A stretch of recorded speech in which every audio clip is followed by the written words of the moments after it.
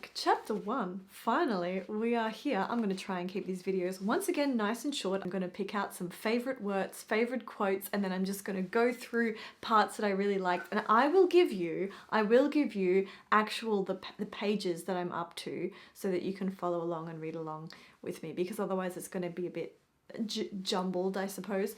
But yeah, I'll do my best. Let me know if you like this structure. Anyway, word of this chapter. I forgot to say, word of last chapter is definitely palimpsest, which was on page 21. And word of this chapter is bravura, which you can see on page 39. I've never heard of these words before.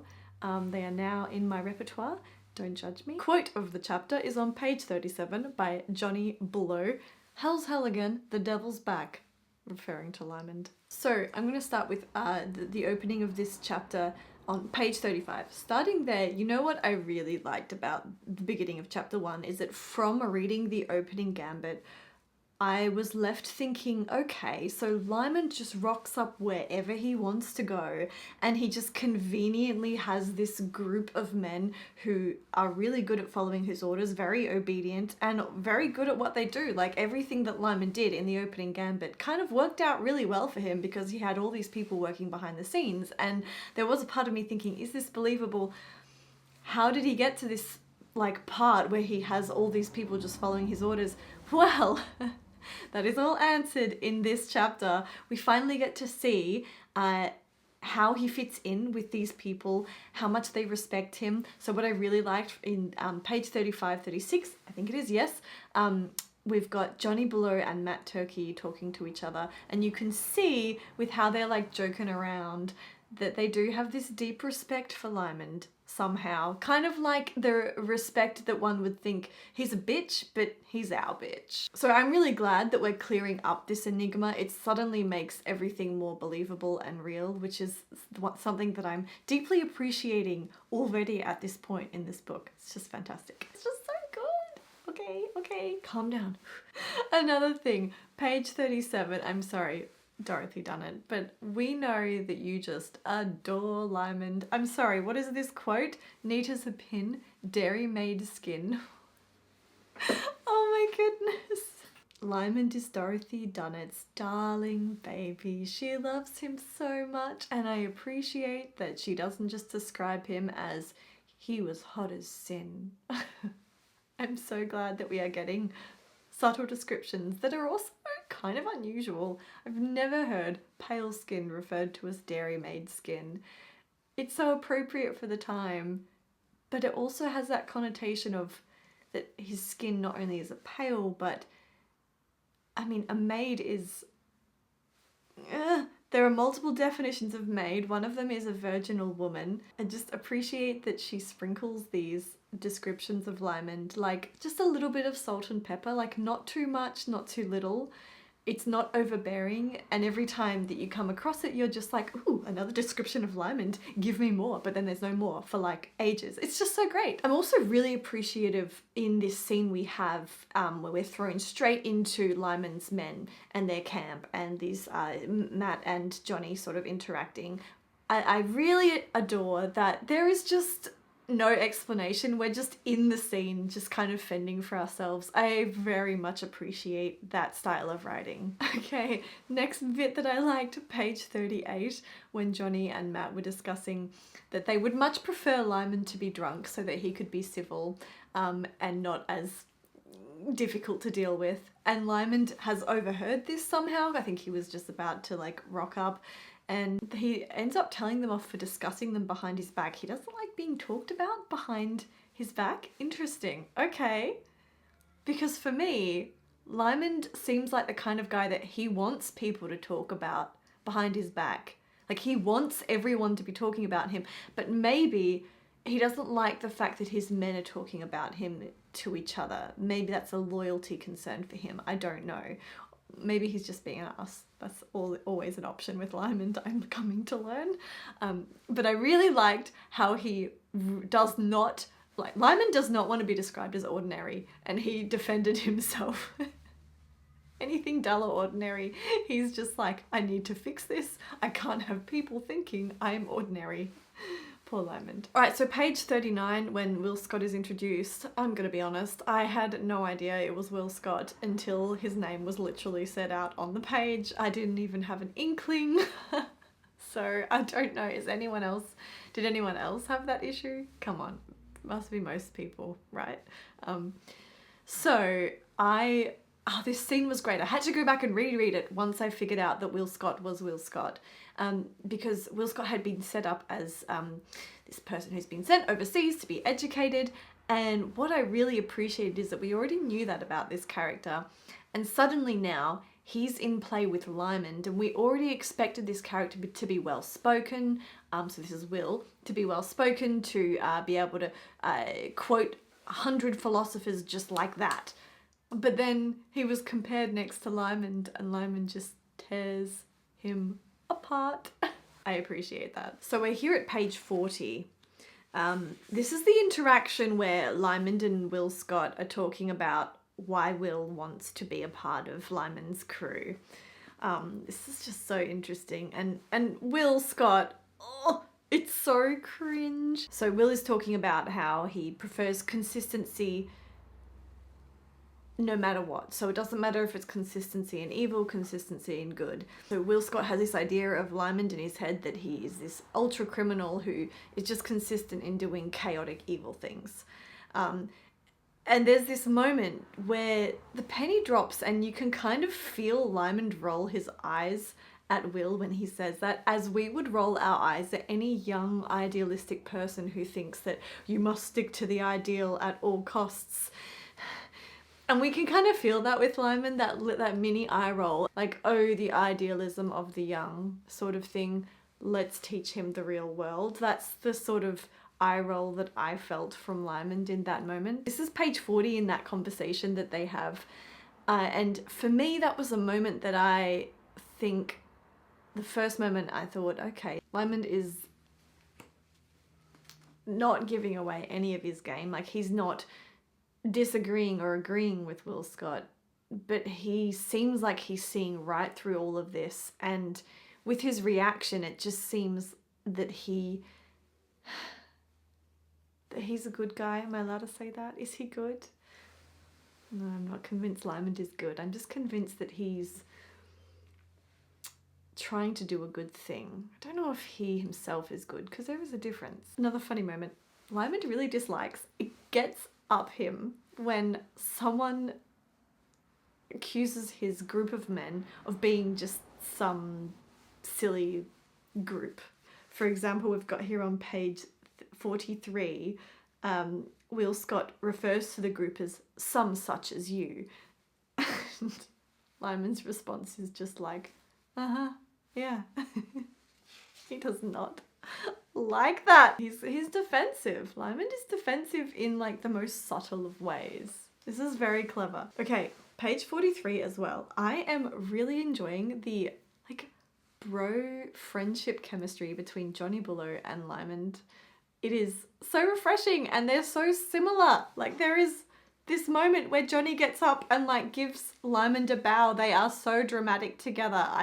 I'm so intrigued about how they came together, how they met. I just need more interaction between Johnny and Lymond. I need a lot more of that in my life right now. Thank you. Okay, so what we've also figured out is that, this is from page 44, Matt is second in charge, because when Lymond is leaving, he's leaving everything in Matt's command and not Johnny's. Okay, good to know. I am confused about one part in this where Matt is like saying to Lymond, this is page 43, 44, you're not taking him on, are you, with regards to Will Scott? And Lymond says, no, on the contrary, we are. Or it's the other way around. Did he mean that he was taking Will Scott on, or Will Scott was taking them on? I was confused about what Lymond meant in that. Does Lymond thinks that Will Scott is so far up himself that Will thinks he's taking them on? I don't know, weird. And then we've got page 45 onwards. This is just the scene of Lymond. We get an action step by step, beat by beat. We get to see Lymond actually working his way from like the bottom outside the English camp through the guard, taking a hostage and getting him up to the Lord Wharton and Lennox, I believe.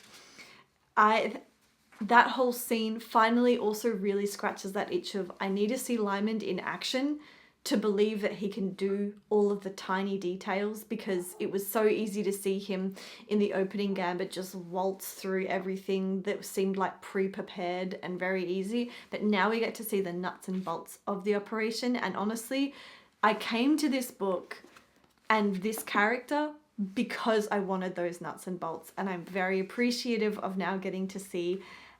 And by nuts and bolts, I largely mean just him talking his way out of things and into things. No, I don't mean that. He does lots of other setup. But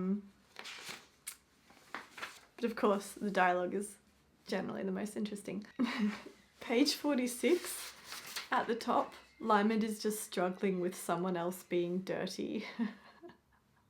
Okay. So I think in this entire section, of Lymond and Will Scott then escaping from this English camp, it's very fascinating. It seems like it's all told through Will's POV, which is great because Will is kind of, I think it's actually mentioned that he's stumbling behind Lymond just going, what on earth is going on? Poor Will. I mean, he's doing so well, our little Will. He's doing well, but he is shell-shocked and he's probably reeling at everything that's going on.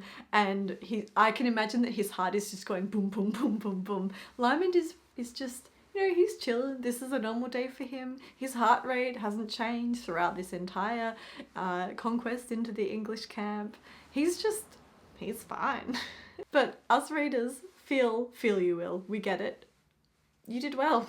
Better than what we could have. And it is totally fine, Will, that you keep following Lymond like the little duckling that you will probably be, or that I am predicting you to be for a very long time. I'm not sure I trust Will at all in this chapter.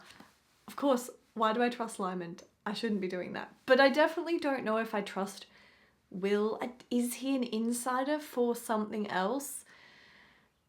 No. I think he just thinks he's smarter than what he is. I don't know. I'm not sure about Will. I've got a really good description, page 44, of Lymond. Oh, it's just such a good description. Something has gone wrong or right, and Lymond, after this long day they've had, comes back with fresh, delicate energy and a light voice. That is so brilliant. That is so brilliant. Poor Will is like, oh dear God, no.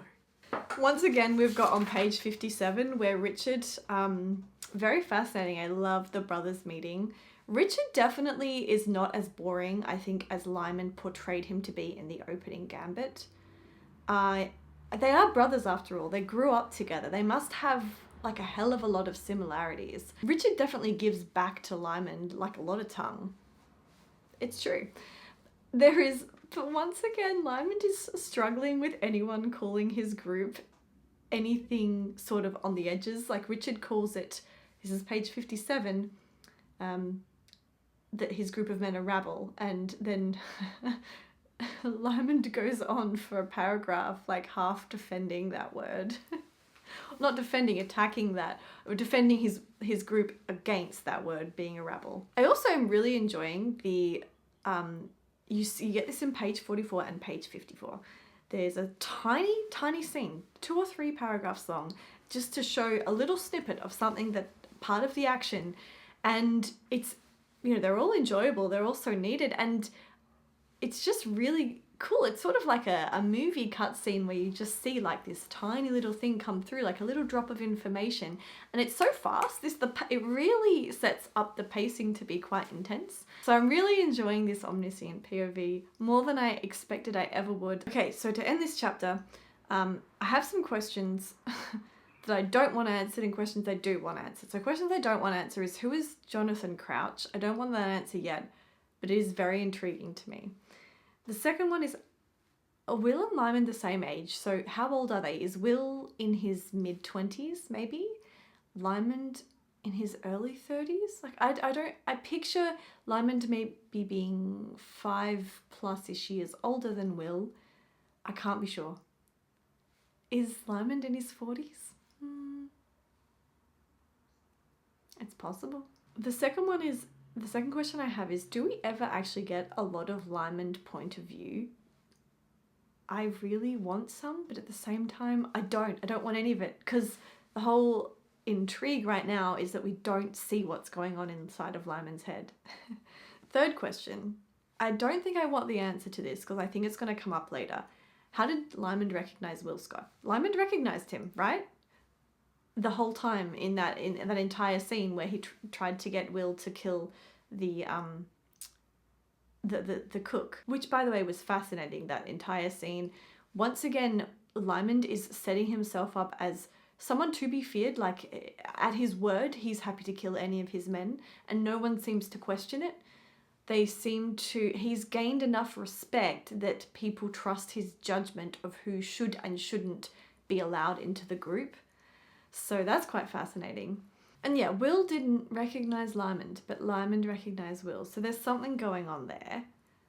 Okay, questions I do want answered is, what was the deal with the messenger that Lymond did intercept, but then kind of wanted him to get to the English camp, told the English people, told Lord Wharton to go north, according to the message, then told Richard the same thing?